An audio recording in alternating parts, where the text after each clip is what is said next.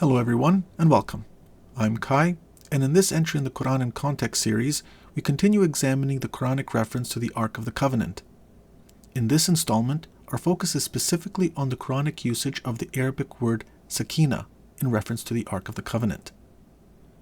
The Quranic verse referring to the Ark of the Covenant is Surah 2, verse 248, in connection to the biblical Saul going to war with the enemies of Israel. Quote, "And their prophet said to them, Indeed, a sign of his kingship is that the chest will come to you in which is assurance from your Lord and a remnant of what the family of Moses and the family of Aaron had left, carried by the angels. Indeed, in that is a sign for you, if you are believers." End quote. The biblical narrative can be found in the book of 1 Samuel. Now, let's take a look at several popular Muslim-based translations of sakina in this verse. The chest in which is assurance, translated by Sahih International. The ark wherein is peace of reassurance, translated by Pickthall. The Ark of the Covenant with an assurance therein of security, translated by Yusuf Ali. The chest in which there is tranquility, translated by Shakir. The ark which will be a comfort, translated by Sarwar. A tabut, a wooden box, wherein is sakina, peace and reassurance, translated by Khan. The Ark of the Covenant, in it there will be the gift of tranquility, translated by Halim. And the Ark, in it a Shekhinah, translated by Arbery. What the Arabic literally says is, the Ark, in it is sakina. Arbery's guarded translation agrees most closely with the literal Arabic, but is not very helpful because he does not tell us what sakina actually means. Furthermore, given that the ark, or tabut in Arabic, is understood to be some kind of container, the Arabic word fih in this verse literally means in it, and has the connotation that sakina is something inside this container or ark. The manner in which the other expert Arabic speakers apart from Arbery translate sakina in this verse betrays their ignorance as to what the Quran is actually referring to, albeit probably unknowingly, as Jews and Christians will readily point out. It just goes to show that being a native Arabic speaker is not enough to understand the Quran.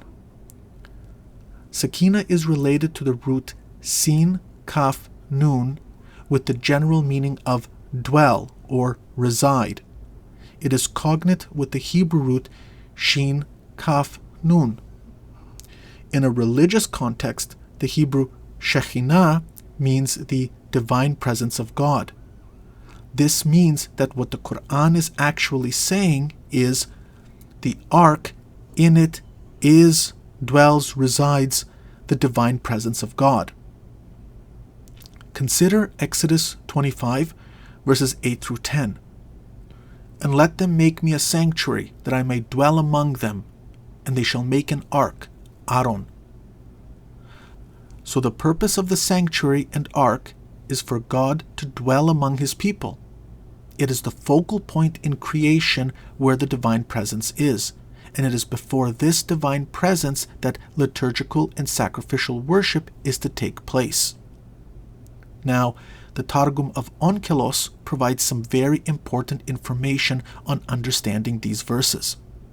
The Targum of Onkelos is a 1st century Judaic-centric Aramaic rendering of the Hebrew text, but in a tafsir or commentary-like narrative. So instead of just translating the text literally word for word from Hebrew into Aramaic, the Targum is meant to also explain the text somewhat. This kind of rendering is meant to help people understand the intended meaning of the text. The Targum of Onkelos of Exodus 25, verses 8 through 10 is as follows. "They shall make a sanctuary for, or before me, and I will then dwell in their midst, or rest my Shekhinah, or in Aramaic, Shechinti, among them. They shall make an ark, Aronah." So basically, as already mentioned, the understanding that the Jews had and with which Christians agree, is that the Ark of the Covenant designated the focal point in creation where the divine presence is. Jews to this day face towards Jerusalem in prayer, as this was the final resting place of the Ark of the Covenant and permanent sanctuary to house it, namely the temple. For Jews, the Ark of the Covenant is central to their identity and is at the heart of their worship, which they envision will be restored with, according to them, their yet-to-come Messiah. For Christians, however, who accept the already coming of the Messiah in Jesus, Christ is the divine presence that was with the Ark of the Covenant, and it is the Blessed Virgin Mary, his mother, as Ark, or Theotokos, who carried that divine presence in her womb unto the new covenant. For us Christians, Christ is the fulfillment of the purpose of the Ark of the Covenant. Muhammad was trying to impress the Jews and get them to join his cause by initially setting the Muslim Qibla, or direction of prayer, towards Jerusalem, not realizing the actual significance of Jerusalem for both Jews and Christians. Remember, Muhammad needed to build an army so he could conquer Mecca and grow his empire. Essentially, Muhammad told all sorts of biblical stories to try and impress his audience, not realizing the actual significance of the stuff he was talking about. As a result, the Jews and Christians could immediately see him for the fraud he was.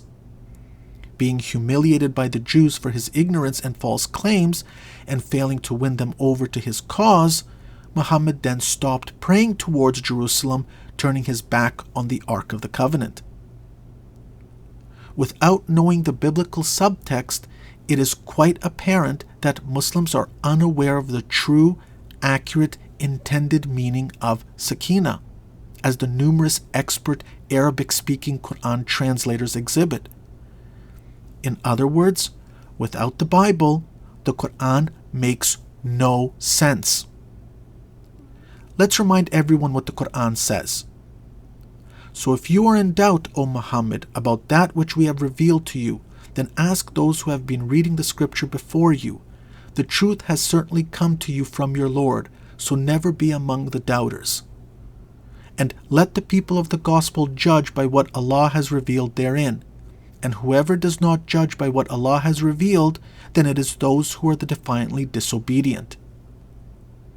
So when we as Christians do exactly as the Quran suggests, use our scripture to evaluate the truthfulness of Muhammad's prophetic claim, we conclude that Muhammad was a fraud.